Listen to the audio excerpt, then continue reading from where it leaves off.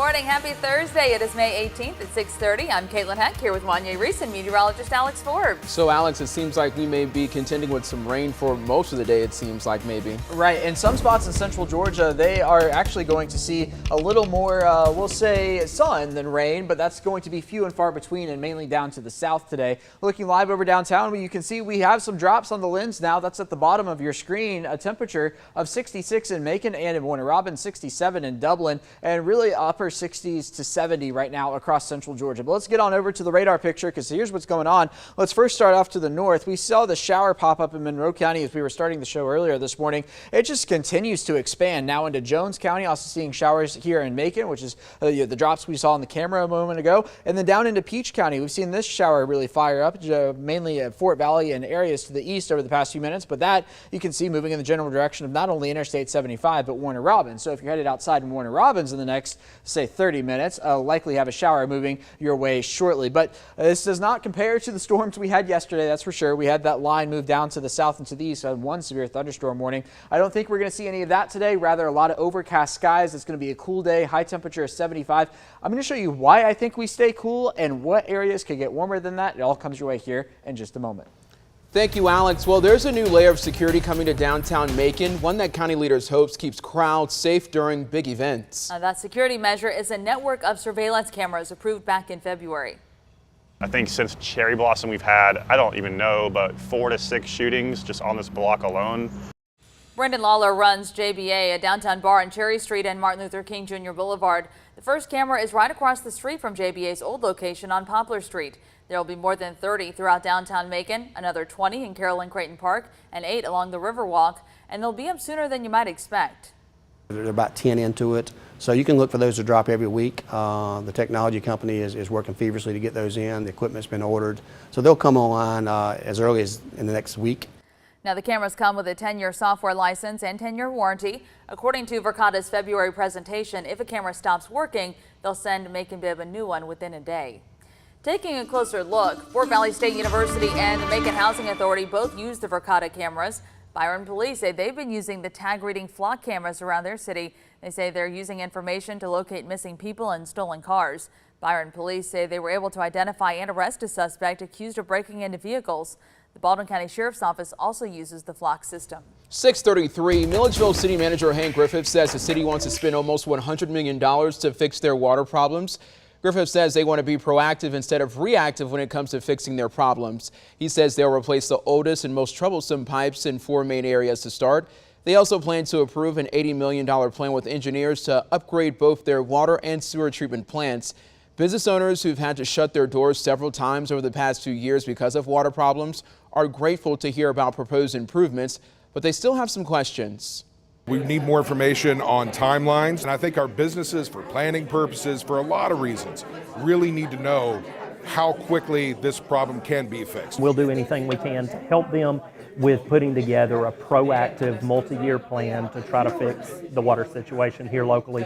But I very much appreciate the city officials coming out and speaking with us today. Griffith says they're still looking at around 6 to 8 months before upgrades can get started at the plants. He says that they can begin replacing pipes as soon as the State Department of Transportation gives its approval. They say they're looking into bonds or loans to help pay for all of the improvements and upgrades. We are less than 2 weeks away from Macon Bib opening up their pools for the summer. The county says the lack of lifeguards that caused them to close pools during certain days will not be a problem this year. The county's bringing in a private company to fully staff lifeguards, and Robert Walker, the county's rec director, says it is well worth the money. But they have a workforce already there that they can pull from in the case of someone calling out sick or someone wanting to go on vacation. Those are things that we struggle with. The company, Lifeguard and Aquatics Management Services, cost the county $360,000. Walker says the company will also train the lifeguards. The county will still have to keep the pool clean and ready to swim in. 5 pools plan to open on Saturday, May 27th. Whether it's hits to the peach crop or other parts of the state's billion-dollar ag business or increased flooding along the coast, some people say climate change is impacting our state. This week, community members from all over the state gathered at the University of Georgia to talk about some possible solutions. Some fairly simple, like planting more trees and adding green spaces in Atlanta and other cities. They also say it's important for the state to continue investing in clean power sources. In the meantime, they say state and local governments should take advantage of federal programs that offer money for climate-friendly projects, like allowing low to moderate income families to get partial rebates for installing new energy-efficient appliances. It might be hard to get a ride with Uber and Lyft over the Memorial Day weekend. The reason? A potential strike. Some drivers have already decided to stay home during the busy holiday weekend. They're upset over what they consider low pay, unsafe conditions, and unfair policies. Right now, 500 drivers in the Atlanta area are ready to strike. Uber says they're working to lower insurance costs for rideshare drivers in our state, and Lyft says they have new programs that allow drivers to start earning money sooner. Well, Georgia Secretary of State Brad Raffensperger says he is confident the state will be ready for the 2024 presidential election. Raffensperger also disputed former President Donald Trump's continuing claims that Georgia's 2020 election was rigged. He says they've disproven every point raised by the former president. He also says they're expecting a large voter turnout next year. Raffensperger recently set Georgia's 2024 presidential primary for March the 12th. A restaurant in Macon has only been open for a short time, but it's already making an impact on the local food scene. Keen's Cafe offers an assortment of burgers and biscuits every weekday.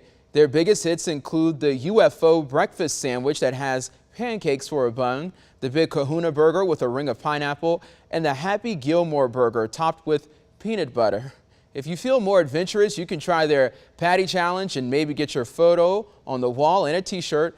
Owner Jonathan Keen says that in addition to good food, he wanted to bring a good business to the community. We care about Macon. We care about our city. And so we want to bring good energy. We want to bring good business. We want to bring good ethics to the small business market in Macon. And I feel like that's something that a lot of people need in Macon right now. Keen's Cafe is on Thomaston Road near Lake Wildwood in West Bibb County. Don't forget, if you're looking to try a new restaurant, you can check out all kinds of local eateries across Central Georgia. Just head to our Central Georgia Eats page. You'll find the link at the top of our website at 13wmaz.com. We are celebrating all the great grads across Central Georgia this morning. Kanya Devereaux graduated from Baldwin High School. The next step, off to Savannah State University in the fall. Henry Lucane IV just graduated from pre-K. He is off to kindergarten now. Look at that big old smile. Jones County Elementary, here he comes. Drew Wynese Cunningham graduated from Westside High School and completed 2 years of the Air Force JROTC program, You Go. Candace and Kiana Wisby are sisters. They both graduated from Central Georgia Technical College at the same time. Congratulations to you all. Yes, keep texting photos of your great grads to us. We love seeing them. The number is right there on your screen, 478-752-1309. Make sure you tell us their name, where they're graduating from, and why they're so great so we can share them and celebrate them right here on 13 WMAZ. A new plane at Robins Air Force Base is boosting communications. Find out how it could impact Robins and the entire U.S. military. Plus, it's Thursday, which means that it's time for Scene 13 here from a local dance studio preparing to show off their moves on the big stage. Those more stories and more right after the break. But first, the time is now 6:38 here on this beautiful Thursday morning. It's definitely one of those mornings where you want to make sure you have the umbrella and rain jacket on hand. Exactly, because you're going to need it really most of the day. That's right. It's not like we've seen the past few days in the afternoon. It's right now across Central Georgia. We're seeing rainfall here in Macon and Monroe County, Jones County, now even getting down into Peach and Houston counties. So let's check it out. There's the radar picture. First, starting off on the north side, we've been watching the shower in Monroe County for the whole morning, and it's still continuing into parts of Forsyth, Juliet, Berner, a pretty steady rainfall building in and towards Bolingbroke. If you are about to head out the door here in North Macon, we'll say along Zebulon Road, Bass Road, and over towards Interstate 75. The shower is moving in as we speak, so expecting the rainfall to get a bit heavier here over the course of the next few minutes. We've also seen some showers in and around the Gray area. Down to the south, the shower in Peach County got going about 30 minutes ago, and you can see it's mainly Fort Valley and to the east right now, right along Interstate 75, but that's moving in towards Warner Robins. Then in the next few minutes, or in the past few minutes here, we've seen this shower form near Bon Air, so down near Veterans High School. That's going to be moving across the Ocmulgee River into Twiggs County shortly. We also have more rain down to the south. Dooley, Crisp counties on in towards Wilcox County and on the Pulaski County line. A couple of those likely working their way in towards Eastman over the next little bit. But this does not compare to the showers and storms we saw yesterday afternoon, right? You saw the tail end of that there. moving its way from north to south through central Georgia. It dumped a lot of rainfall across our area. Today, we're going to see rainfall, but not necessarily in that form. I don't think we're going to see a whole lot in the way of storm activity. We're looking live from downtown this morning. You can see that shower off in the distance. So that's looking in towards Jones County there. In Macon right now, we are picking up on some showers as well. 66 the current number. Humidity obviously at 100%. 70 in Milledgeville, 69 in Gordon, 66 in Macon and in Warner Robins. Through the day today, we are not going to be able to warm up all that much. In and around Macon, Warner Robins, Milledgeville, Eatonton, the wedge firmly in place. On and off showers down to the south. I think we could potentially get closer to 80, but they're going to have a hard time doing that here in Macon. By the time we get to tomorrow, though, we will have a better opportunity to. Into the mid-70s by the noon hour, the clouds begin to break up and we get closer to 80 by the time we get to the afternoon hours. Then on Saturday, a weak cold front coming through. That's going to bring with it some showers and storms, as you see here.